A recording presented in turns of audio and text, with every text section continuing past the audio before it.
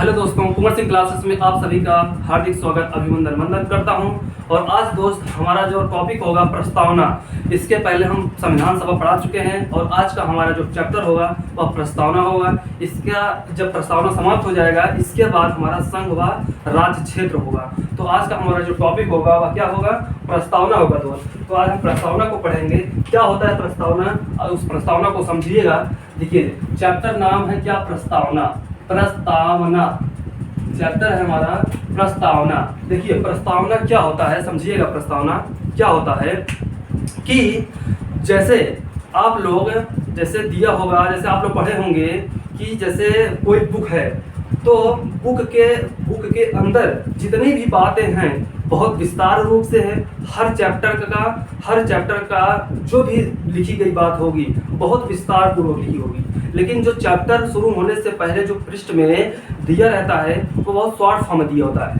जैसे कि उसी प्रकार से संविधान की जो पुस्तक है तो संविधान में जो नियमों का संग्रह है, जो भी बातें लिखी गई हैं वो सारी की सारी बातें प्रस्तावना में मोटे मोटे बातों पर लिख दी गई है। मतलब कि जैसे किसी व्यक्ति के पास समय का अभाव है, वह जानना चाहता है कि हाँ संविधान में क्या है, संविधान में क्या लिखा है। तो अगर वह प्रस्तावना को उठा लेगा और उस प्रस्तावना को पढ़ेगा तो उसको मोटा मोटा आइडिया लग जाएगा। जैसे दोस्त आप लोग समझिएगा कि जैसे अगर हम आपका आधार कार्ड हमें मिल जाए तो हम आपके आधार कार्ड को पा जाएंगे तो उसमें क्या हमको जानकारी मिलेगा? उस आधार कार्ड से हमें क्या जानकारी मिलेगी? आपका नाम, आपके पिता का नाम, आपके माता का नाम और क्या आपका पता, मतलब हमें मोटा मोटा जानकारी मिल जाएगा। लेकिन पूरी तरीके से जानकारी नहीं मिल पाएगी। पूरी तरीके से जानकारी का मतलब ये कि आपका लंबाई कितना है, आप बौने हैं कि लंबे हैं कि मोटे हैं कि पतले हैं, कैसे हैं और क्या खाते हैं क्या नहीं खाते, मतलब आपके बारे में पूरी तरीके से जानकारी तो संपूर्ण जानकारी नहीं मिल पाती। लेकिन हाँ मोटे मोटे तौर पर जानकारी मिल जाती है।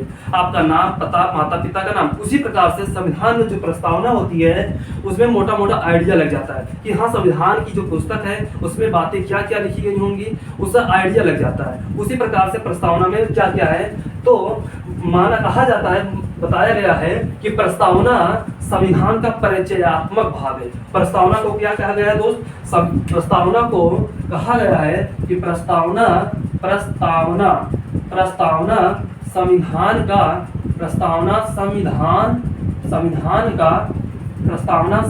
का परिचयात्मक भाग है। परिचयात्मक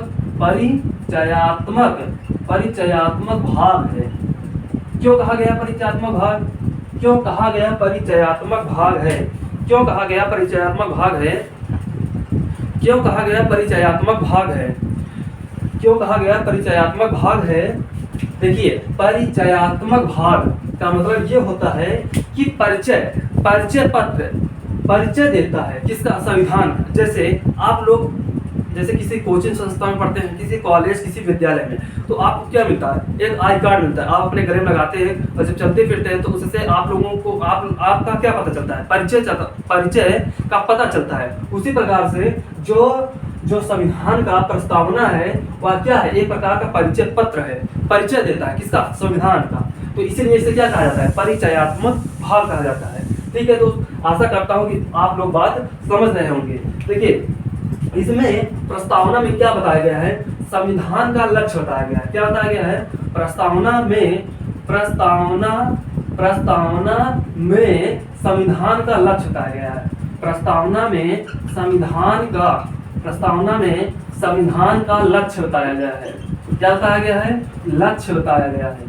लक्ष्य बताया गया है मतलब कि प्रस्तावना में संविधान का लक्ष्य है क्या है उसे प्रस्तावना में शॉर्ट फॉर्म में बताया गया है। लक्ष्य का जैसे आप लोगों का कुछ न कुछ लक्ष्य होता है। जैसे अगर आप पढ़ाई करते हैं तो आपका क्या लक्ष्य है? एक सरकारी नौकरी पाना। या सरकारी नौकरी न पाने का लक्ष्य हो तो कम से कम इतना तो वो लक्ष्य होगा कि हम एक काबिलियत इंसान बन जाए। उसी प्रकार से प्रस्तावना में संविधान का लक्ष्य बताया गया कि हाँ संविधान का लक्ष्य क्या है। ठीक उसी प्रकार से प्रस्तावना को संविधान का उद्देश्य बताया गया है। प्रस्तावना में संविधान का क्या उद्देश्य है उसे बताया गया। प्रस्तावना में संविधान का उद्देश्य बताया गया है। क्या बताया गया है? उद्देश्य बताया गया है। प्रस्तावना में संविधान का उद्देश्य बताया गया है। क्या बताया है? उद्देश्य की प्रस्तावना में संविधान का क्या पर्पज है, क्या उद्देश्य है। जो संविधान को लिखा गया है, जो भी नियम लिखे गए हैं उन नियमों का क्या उद्देश्य है, क्या पर्पज है उसे प्रस्तावना में मोटे तौर पर बताया गया है। ठीक है दोस्त, आशा करता हूँ कि आप लोग इतनी बात को समझ रहे होंगे। देखिए अब उसके बाद आता है बात, प्रस्तावना को कई नामों से जाना जाता है। प्रस्तावना को कई नामों से जाना जाता है। प्रस्तावना को कई नामों से जाना जाता है, कम से कम 4-5 नामों से जाना जाता है प्रस्तावना को। तो देखिएगा किन किन नामों से जाना जाता है। प्रस्तावना को कहा जाता है क्या, प्रस्तावना को क्या कहा जाता है? तो प्रस्तावना को कहा जाता है, क्या कहा जाता है? प्रस्तावना संविधान का परिचयात्मक पत्र है, या इसे क्या नाम देते हैं? प्रस्तावना संविधान का जन्म कुंडली कहा जाता है। प्रस्तावना को संविधान का जन्म कुंडली कहा जाता है। जन्म कुंडली कहा जाता है। क्या कहा जाता है? जन्म कुंडली कहा जाता है। ठीक है, जैसे जन्म कुंडली, जैसे आपका अगर कुंडली मतलब क्यों कहा जाता है? कुंडली इसलिए कहा जाता है क्योंकि प्रस्तावना को इसलिए संविधान का कुंडली कहा जाता है क्योंकि संविधान में जितनी भी बातें लिखी गई हैं, अगर प्रस्तावना को आप खोलेंगे मतलब कुंजी लगाएंगे तो संविधान की पूरी रहस्य को आप जान पाएंगे। इसलिए संविधान को प्रस्तावना का जन्म कुंडली कहा जाता है। ठीक है दोस्त, आशा करता हूं कि आप लोग बात समझ आए होंगे। देखिए इसमें बहुत सारे बातें होंगी, बहुत सारी बातें होंगी और हार्ड शब्द का इसमें प्रयोग किया जाएगा, लेकिन हाँ अगर आप लोग हर शब्द का मतलब समझेंगे तो समझ पाएंगे। देखिए इसे क्या कहा जाता है? उद्देशिका भी कहा जाता है। क्या कहा जाता है? उद्देशिका। इसे उद्देशिका कहा जाता है। ठीक, प्रस्तावना को संविधान का उद्देशिका कहा जाता है। और क्या कहा जाता है? प्रस्तावना को संविधान का आमुख भी कहा जाता है। क्या कहा जाता है? आमुख भी कहा जाता है। परिचय पत्र कहा जाता है। क्या कहा जाता है? परिचय पत्र कहा जाता है। क्या कहा जाता है? परिचय पत्र कहा जाता है। तो इन उद्देश्य क्या होता है तो जानते करते हो कि उद्देशिका मतलब उद्देश्य क्या है? आमुख मतलब मुख, मतलब कि संविधान का जो फेस है, चेहरा है, अगर प्रस्तावना को देख लेंगे आप तो संविधान को पहचान लेंगे। तो परिचय पत्र समझ रहे हैं, इसके बारे में मैं बता भी दिया कि परिचय क्या करता है? परिचय देता है, संविधान का परिचय देता है। तो इन नामों से प्रस्तावना को जाना जाता है। तो आशा करता हूँ कि आप लोग इसे समझ रहे होंगे। देखिए और क्या कहा जाता है? प्रस्तावना को संविधान की आत्मा कहा जाता है। और एक नाम जानते हैं, 5वां नाम, 4 नाम बता दिए थे, 5वां नाम संविधान की आत्मा कहा जाता है। संविधान की आत्मा कहा जाता है। संविधान की आत्मा कहा जाता है किसे? प्रस्तावना को। आत्मा, जान कहा जाता है, प्राण कहा जाता है, सांस कहा जाता है। ठीक है, इसे प्रस्तावना को, इस संविधान का। अगर पूछे क्वेश्चन में कि डॉक्टर भीमराव अंबेडकर के अनुसार संविधान की आत्मा किसे माना जाता है, तो उन्होंने अनुच्छेद 32 को माना है। अनुच्छेद 32 में जो भी बातें लिखी गई हैं उसको संविधान का आत्मा माना है डॉक्टर भीमराव अंबेडकर जी ने। ठीक है दोस्त, लेकिन अगर भीमराव अंबेडकर का नाम न लगाए, अगर सीधे पूछे कि संविधान की आत्मा किसे कहा जाता है, तो आप किसमें हेडिंग लगाएंगे? किसमें लगाएंगे? प्रस्तावना में से टिक लगा देंगे। अगर भीमराव अंबेडकर का नाम ना लिया जाए तो उसके बाद यहाँ तक बात हो गई। तो देखिए संविधान की जो प्रस्तावना है इसका कॉन्सेप्ट कहाँ से आया, अब समझेंगे कि प्रस्तावना जो हमारे भारत की संविधान में जो प्रस्तावना है, उपस्थित है, मौजूद है, इसका कॉन्सेप्ट आया कहाँ से? तो प्रस्तावना का जो कॉन्सेप्ट आया वह आया कहाँ से? अमेरिका से। यह क्वेश्चन कई बार पूछा है, कहाँ से आया है? अमेरिका से आया है। ठीक है, अमेरिका से आया है। प्रस्तावना में लिखी गई भाषा कहाँ से आया है? ऑस्ट्रेलिया से आया है। भाषा कहाँ के देश से लिया गया है? ऑस्ट्रेलिया देश। और कॉन्सेप्ट पूछे कि कॉन्सेप्ट कहाँ से लिया गया है? तो कॉन्सेप्ट लिया गया अमेरिका से। कॉन्सेप्ट मतलब ये होता है दोस्त, जैसे कि अगर हम मान लेते हैं, सपोज करते हैं कि हमने ब्लैक शर्ट पहना और आप हमारे शर्ट को देखा और आपका इच्छा हुआ शर्ट लेने की, आप दुकान पे गए, आप ब्लैक कलर की शर्ट ले लिए, वो बात की बात है, आपने कलर चेंज करके लिया, लेकिन जो आपके मन में आया शर्ट लेने की, वह किसके बदौलत आया? हमारे बदौलत आया। हमारा शर्ट आपने देखा और आपके मन में, आपके विचार में बात उत्पन्न हुई कि हमें भी शर्ट लेना चाहिए। उसी प्रकार से अमेरिका का जो संविधान था, तो उसमें क्या था? प्रस्तावना मौजूद था। तो जब भारत के लोगों ने देखा कि हाँ इसमें प्रस्तावना मौजूद है, तो उसी प्रकार से उन्होंने सोचा कि हाँ हमारे भारत की जो संविधान है, उसमें क्या होना चाहिए? प्रस्तावना होनी चाहिए। तो वहां से प्रेरणा ली, सीख ली, समझ ली कि हाँ होना चाहिए। तो भाषा, लेकिन भाषा चेंज कर दिया। तो ऑस्ट्रेलिया की संविधान में जो भाषा थी, तो वहाँ के भाषा को नकल किया और उस भाषा में अपने भारत की संविधान में जो प्रस्तावना लिखा गया, तो उस भाषा में लिखा गया, ऑस्ट्रेलिया की भाषा से। ठीक है दोस्त, जो भाषा लिया कहाँ से लिया गया? ऑस्ट्रेलिया की भाषा से लिया गया। तो दोस्त यहाँ तक बात आप लोग समझ गए होंगे। अब देखिए, प्रस्तावना को कहा जाता है कि यह न्याय योग्य नहीं है। क्या कहा जाता है? न्याय योग्य नहीं है। न्याय योग्य, न्याय योग्य, न्याय योग्य नहीं है। न्याय योग्य नहीं है, वाद योग्य नहीं है, वाद योग्य नहीं है, वाद योग्य नहीं है। मतलब यह न्याय, प्रस्तावना न्याय नहीं देगा। जो न्याय देगा वो संविधान देगा, लेकिन प्रस्तावना से आपको न्याय तो नहीं मिल सकता।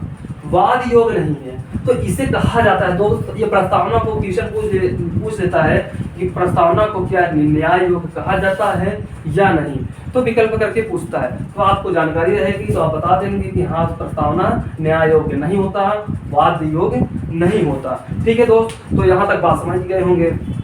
देखिए, अब बात आती है कि क्या प्रस्तावना में संविधान संशोधन संशोधन हो सकता है या नहीं। तो बात आती है, क्वेश्चन पूछता है कि क्या प्रस्तावना में संशोधन हो सकता है या नहीं। क्या प्रस्तावना में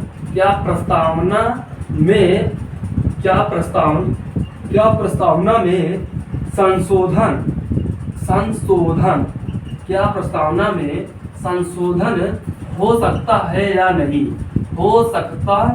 हो सकता है या नहीं। देखिए, इसके लिए कंडीशन है, होने की ना होने की, दोनों कंडीशन है। कब होती है, कब हो सकती है, कब नहीं हो सकती है, समझिएगा। देखिए, संशोधन का मतलब सुधार, जैसे किसी बात को जोड़ना या किसी बात जो उपस्थित है उसको हटाना, किसी नए शब्द को जोड़ना, यही क्या है? संशोधन है। यही क्या है? सुधार है। इसका अर्थ यही होता है। देखिए, हमारे यहाँ अपने भारत देश में 3 प्रकार की बहुत खास मामला चल रहा था, जो मुकदमा चल रहा था। जैसा कि पहला मुकदमा समझिएगा, मदन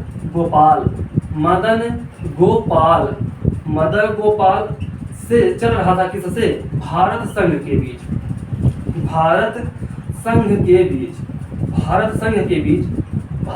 बीच क्या चल रहा था? मुकदमा चल रहा था, वाद चल रहा था। किस सन में? 1957। किस सन में? 1957 में चल रहा था। तो उस समय कहा गया था, जब इनका वाद चल रहा था, तो कहा गया था कि प्रस्तावना संविधान का अंग नहीं है। प्रस्तावना संविधान का अंग नहीं है। प्रस्तावना संविधान का अंग नहीं है। प्रस्तावना संविधान का अंग नहीं है। ठीक है दोस्त, प्रस्तावना संविधान का अंग नहीं है। जब प्रस्तावना संविधान का अंग नहीं है, तो प्रस्तावना में संशोधन नहीं हो सकता। जब प्रस्तावना को संविधान का अंग माना जाएगा दोस्त, तभी प्रस्तावना में संशोधन सुधार हो सकता है। जब इसे अगर अंग नहीं माना जाएगा संविधान का, तो प्रस्तावना में संशोधन या सुधार नहीं हो सकता है। तो जब इनका मामला चल रहा था, तो उस समय प्रस्तावना को संविधान का अंग नहीं माना गया। लेकिन उसके बाद देखिए, जो अगला मुकदमा चल रहा था, किसके बीच? इनरी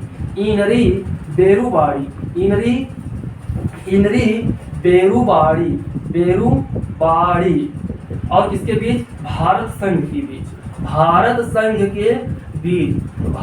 संघ के बीच जब 1960 में चल रहा था मुकदमा, तो भी उस समय भी, इनके मुकदमे के समय में भी क्या प्रस्तावना को संविधान का अंग माना था? नहीं। उस समय भी यही कंडीशन थी कि संविधान का अंग नहीं माना गया प्रस्तावना को। लेकिन जब एक बहुत खास मामला, अगला मामला आया था जिसका नाम है केशवानंद भारती का मामला। केशवानंद भारती का जब मामला 1973 में चल रहा था केरल राज्य के साथ, किसके साथ? केरल राज्य के साथ भी जब मुकदमा चल रहा था 1973 में, तो उस समय किसका? केशवानंद भारती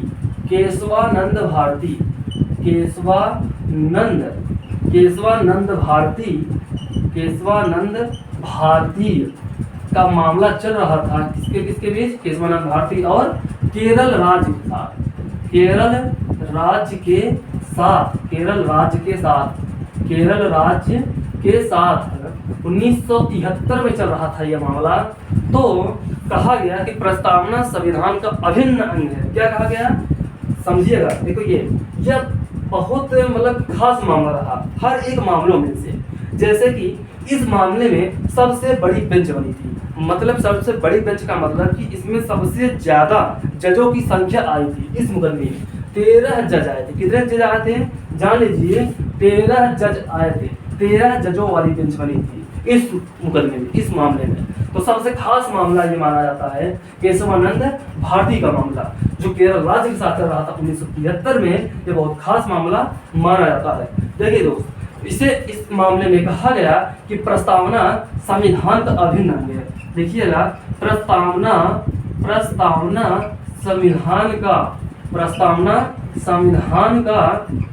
संविधान का अभिन्न अंग है। अभिन्न अंग है मतलब कि जिसे हम मतलब नहीं, भिन्न का मतलब अलग अलग, मतलब इसे हम अलग ही नहीं कर सकते। किससे? संविधान से।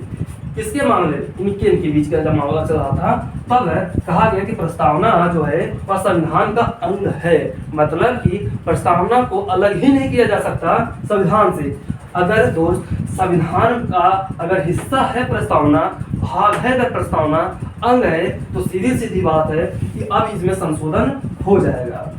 अर्थात संशोधन करती कौन है? संसद करती है। तो संसद के द्वारा इसमें संशोधन हो जाएगा। संशोधन होगा। ठीक है। कब यह आया? 1973 में। 1973 में जब इनका मामला चला था तो प्रस्तावना संविधान का अंग माना गया था। अर्थात इसमें संशोधन हो सकता है। ठीक है दोस्त।